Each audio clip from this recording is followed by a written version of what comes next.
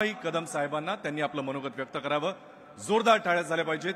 शिवसेनेचे ज्येष्ठ नेते श्री रामदासभाई कदम।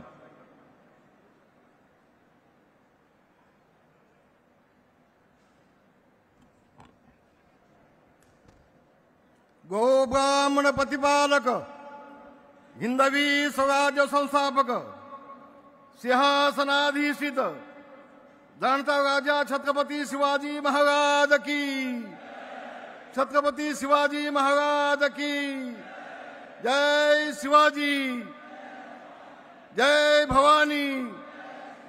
शिवसेना प्रमुख मान्य बाळासाहेब ठाकरे यांचा, शिवसेना प्रमुख मान्य बाळासाहेब ठाकरे यांचा आवाज कुणाचा? एकनाथजी शिंदे आगे बढ़ो, एकनाथजी शिंदे आगे बढ़ो, एकनाथजी शिंदे आगे बढ़ो। धन्यवाद।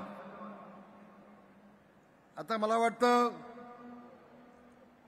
इकडे कोण आणि तिकडे कोण असा आमच्यापेक्षा मीडियाच्या मंडळींना अधिक प्रश्न पडत असतो आणि म्हणून त्याच्या आधी मी एवढंच आपल्या सगळ्यांना सांगेन, हे व्यासपीठ बघा,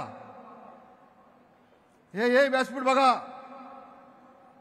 आता ज्यांनी सांगितलं अरे तिकडे माझा शेतकरी उद्ध्वस्त होतोय, मला तुमचं पुष्पगुच्छ गुच्छ नको, ह्या संवेदना दाखवणारे आमचे एकनाथ शिंदे, आपले ज्येष्ठ नेते मुख्य नेते एकनाथजी शिंदे आहेत, आमचे गजाभाऊ आहेत, आमचे अडसूळ साहेब आहेत, ही सगळी मंडळी इथं नेते मंडळी बसलेत, हे बघा व्यासपीठावरती।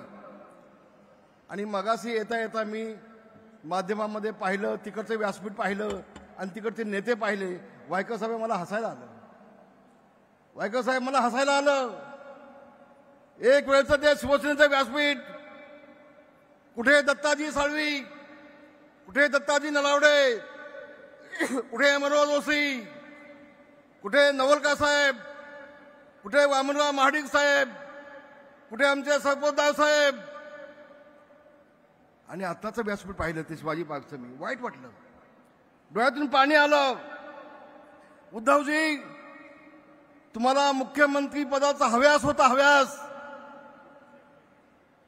आणि मुख्यमंत्री झालात काँग्रेससोबत जाऊन, आणि म्हणून ही मराठी माणसाची एकत्र असलेली मूठ ही फोडण्याचं पाप तुम्ही केलंय, होय तुम्ही केलंय। शिवसेना प्रमुखांच्या विचाराला तिरंदाजी दिलीत, शिवसेना प्रमुखांच्या विचाराला काळीमा फासलात आणि काँग्रेससोबत जाऊन सोनिया गांधींच्या पायावरती शिवसेना घाण ठेवली। अरे मला अभिमान वाटतो एकनाथजी शिंदे यांचा, त्यांनी निर्णय घेतला, होय शिवसेना प्रमुखांचे विचार आम्ही खाली पडू देणार नाही, शिवसेना प्रमुखांचे विचार पुढे घेऊन गेल्याशिवाय राहणार नाही, ही भूमिका एकनाथजी शिंदे यांनी घेतली। आणि म्हणून शिंदे साहेब आज हे सगळे शिवसैनिक आहेत ना, हे तुमच्या पाठीशी खंबीरपणे उभे आहेत। हा सगळा शिवसैनिक महाराष्ट्रातला, मुंबई ठाण्यातला फक्त, मला शिंदे साहेबांचा फोन आला, रामदास भाई संबंध महाराष्ट्रात दुष्काळग्रस्त झालाय, मोठ्या प्रमाणामध्ये पाऊस पडलाय, लाखो कुटुंब उद्ध्वस्त झालेत, आणि म्हणून हा आजचा दसरा मेळावा जर असला, आनंदाचा मेळावा असला, तर आपण सगळेजण शेतकऱ्यांच्या दुःखात सहभागी झाले पाहिजेत। आणि फक्त महाराष्ट्राचा मेळावा न घेता फक्त मुंबई ठाण्याचा आपण घेऊया। मला खूप समाधान वाटलं, खूप समाधान वाटलं। संवेदना आहेत या नेत्याला।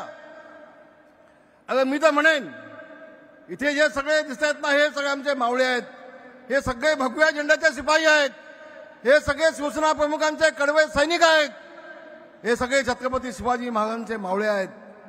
इथे सगळे मावळे आहेत आणि तिथं जमलेले सगळे डोमकावळे आहेत, सगळे डोमकावळे आहेत। काय तुमचा कार्यक्रम काय? मराठी माणसाला संपवायचा ना, होय बांधवानो। शिवसेना प्रमुख माननीय बाळासाहेब ठाकरे यांनी 76 सालामध्ये मराठी माणसाच्या न्यायासाठी झगडणारी शिवसेना या घोषवाक्याने शिवसेनेला जन्म दिला। त्यावेळेला काही लोकांना मस्ती होती, मुंबई तुमची, भांडी घासा आमची, अशा घोषणा त्यावेळेला होत होत्या. मराठी माणसाला सन्मान नव्हता. आज मराठी माणूस ताटपणाने जगतोय तो फक्त शिवसेना प्रमुख मान्य बाळासाहेब ठाकरे यांच्यामुळे जगतोय. असं म्हटलं तर मी चुकीचं म्हटलं असं मला वाटणार नाही. बांधवांनो, काय केलं उद्धव साहेबांनी? तुम्ही 30 वर्ष तुमच्या हातामध्ये महानगरपालिका आहे. 30 वर्ष आम्ही घेणार. त्या बिचाऱ्या राज ठाकरेंच्या पाठीमागे भिकेचा कगोटा घेऊन चाललाय. अरे मला भीक दे, ये माझ्यासोबत. आता तो भाव आता काय करतो काय माहिती. आता भीक देतोय की भीक देत नाही की सोबत येतोय.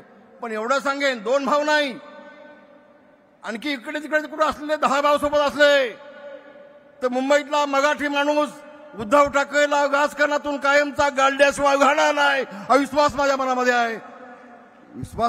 आहे. बांधवानो, मी खूप अस्वस्थ आहे.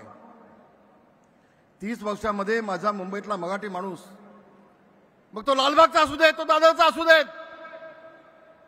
तो गिरगावचा मराठी माणूस असू देत, ही सगळी माणसं आता आहेत कुठं? सगळी नालासोबाईच्या पलीकडे गेली, कल्याण डोंबिवलीच्या पलीकडे गेली. उद्धव ठाकरे पाप पुण्याचे आहेत. पुण्याच्या हातात नगरपालिका होती. गिरगावमध्ये जिथं मराठी माणूस होता, जिथं आमच्या गिरणी होत्या, तिथे 50-50, 60-60 माळ्याच्या बिल्डिंग झाल्या आणि त्या बिल्डिंगमध्ये एकही मराठी माणूस शिल्लक नाही. पाप कुणाचं? कुणाची महानगरपालिका होती? कुणाच्या हातामध्ये होती? तुम्ही 30 वर्ष फक्त टक्क्याचं राजकारण केलं. शिंदे साहेब, 2 वेळेला मला शिवसेना प्रमुखांनी विधान परिषद दिली मुंबईसाठी, पण मला मुंबई महानगरपालिकेत जाण्याचा अधिकार नव्हता. महापौर बसला तरी मला तिथे जाण्याचा अधिकार नव्हता. ही अवस्था आमची होती. आणि म्हणून मी आपला एवढं सांगेन, मी अधिक बोलणार नाही. बोलणाऱ्या निवडणुकीला मी वाट पाहतोय. मुंबई महानगरपालिकेची निवडणूक कधी येते वाट पाहतोय. पण उद्धव ठाकरेंना शिवसेना प्रमुखांचं नाव घेण्याचा अधिकार आहे का? आता बाप म्हणून नाव घेऊ शकता. राजकीय दृष्ट्या म्हणतोय, सॉरी, आता पुन्हा तेवढंच मीडियामध्ये येईल. शिंदे साहेब, मला एक विनंती आहे तुम्हाला. शिवसेना प्रमुखांचं निधन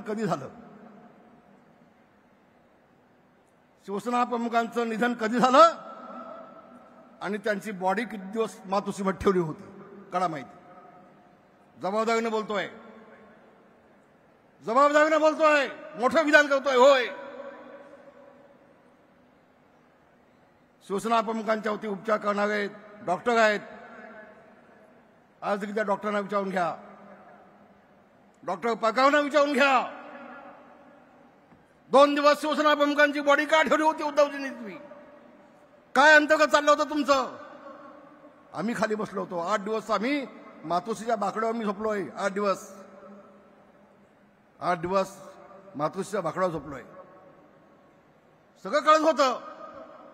पण हे सगळं कशासाठी? कोणतरी सांगितलं बाळासाहेबांच्या हाताचे ठसे घेतले होते. मग ठसे कशासाठी घेतले होते? काय नेमकं होतं? सगळी चर्चा चालली होती तिथे मातोश्रीमध्ये. आणि पुढे जाऊन माझी विनंती आहे, बाळासाहेबांचं मृत्यूपत्र कोणी केलं, कधी झालं, त्यामध्ये सही कुणाची होती, कोणासाठी माहिती. अरे तुम्ही आम्हाला काय शिकवता? शिवसेना आम्ही मोठी केली, शिवसेना मोठी आम्ही केली, जेल आम्ही भोगलेत, तुम्ही आम्हाला संपवताय. तुम्ही मनोज जोशीला संपवलीत, तुम्ही गजानन कृतिकांना संपवलीत, तुम्ही ढाकेला संपवलीत, तुम्ही दिवाकर गावतेला संपवलीत, तुम्ही रामदास कदमला संपवलीत, तुम्ही एकनाथ शिंदेच्या पाठीमागे पडलात. अरे नेमकं तुम्हाला हवं होतं काय? ज्यांनी बाळासाहेबांना 50 वर्ष साथ दिली त्या नेत्यांना संपवायचा विडासमूह उचललात बाळासाहेब गेल्यानंतर. आज यात शिवाजी पार्कमध्ये मेळावा चालू आहे. शिंदे साहेब, जोपर्यंत बाळासाहेब होते तोपर्यंत शिवाजी पार्कच्या सभेमध्ये रामदासांची भाषणं होत होती. ज्या वर्षी बाळासाहेब गेले त्या वर्षापासून शिवाजी पार्कचं माझं भाषण बंद झालं. काय बाबांनो, काय झालं? गुलाब पाटलांना टाळ्या मिळतात भाषणाला, त्याला भाषण देऊ नका. रामदासांना टाळ्या मिळतात, त्याला भाषण देऊ नका. अरे तुम्हाला भीती कसली वाटते? तुम्हाला भीती कधी वाटते? म्हणजे सांगतोय आज तुम्हाला, आपल्याला मी मुंबईतल्या सगळ्या शिवसैनिकांना हात जोडून सांगतोय, उद्याची लढाई ही मराठी माणसाच्या अस्मितेची आहे. उद्याची लढाई या भगव्या झेंड्याला अधिक तेज देण्याची आहे. हे युद्ध आहे, हे राजकीय युद्ध आहे. कुणीही गाफील असता कामा नये, कुणीही गाफील असता कामा नये. आणि म्हणून दिवस रात्र एक केलं पाहिजे. ही मुंबई मिळवण्यासाठी 105 हुतात्मे मराठी माणसाने दिलेले आहेत. मुंबई अशी नाही मिळाली, त्यामधले 70 गृहिणी कामगार आहेत. आणि म्हणून ज्यांनी 30 वर्ष या मुंबई महानगरपालिकेचा वाट लावून टाकली, उद्ध्वस्त करून टाकली, फक्त टक्के खाल्ले, मराठी माणसाला उद्ध्वस्त करून टाकलं, त्या उद्धव ठाकरेला उद्याच्या राजकारणातून कायमचं उद्ध्वस्त करून टाका, ही विनंती करण्यासाठी बांधवांनी मी आपल्या समोर आलेलो आहे. होय, उद्याच्या निवडणुकीमध्ये शिवसेना भाजप महायुतीचा भगवा झेंडा फडकलाच पाहिजे. होय बांधवांनो, फडकला पाहिजे. हा छत्रपती शिवाजी महाराजांचा भगवा झेंडा, आई तुळजा भवानीचा भगवा झेंडा, संत रामदासांनी छत्रपतीच्या हातात दिलेला हा भगवा झेंडा, हा शिवसेना प्रमुख मान्य बाळासाहेब ठाकरे यांचा भगवा झेंडा, हा शिवसेनेचा भगवा झेंडा, हा मावळ्यांचा भगवा झेंडा मुंबईच्या महानगरपालिकेवरती फडकलाच पाहिजे, अशी विनंती करतो आणि आपल्या सगळ्यांची गजा घेतो. धन्यवाद. जय हिंद, जय भीम, जय महाराष्ट्र.